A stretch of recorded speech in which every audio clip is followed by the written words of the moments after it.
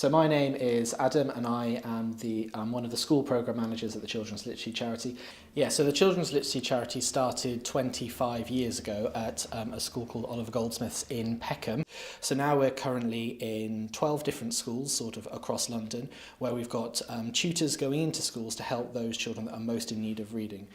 We've also got 5 community labs which run after school and on a weekend, where we have a blend of tutors and volunteers going in to help the children that are struggling with reading and writing the most. So we always help children that are in need, whether it's economically, socially, and with literacy needs. So basically we go to schools and areas where we know that children are socially and economically in need, but also have a literacy difficulty. And it's our aim to close the gap between where they are in their reading and where they should be. And we're hoping that when children finish with us, they're reading at the level that you would expect them to be at. And we always aim to close the gap.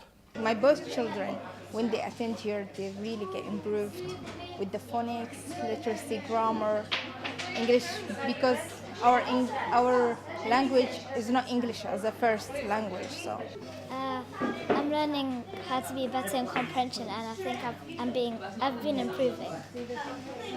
What we would normally do is a child would be with us for an hour.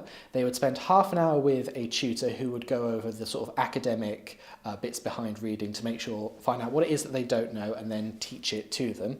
And then they'll work with a volunteer for half an hour where they will spend that time doing the sort of love of literacy. So they'll play some games, they'll do some reading, but they'll also talk a lot and just develop that love of literacy, love of understanding and language, and they'll also grow in confidence a lot. So we try and mix the sort of fun aspects with the academic aspects. I think the sense of community with all the other tutors is really nice, and it's great to know that you're making a difference for the kids. As all charities have as an issue, fundraising is always an issue, and raising the funds to make sure we can continue doing what we're doing.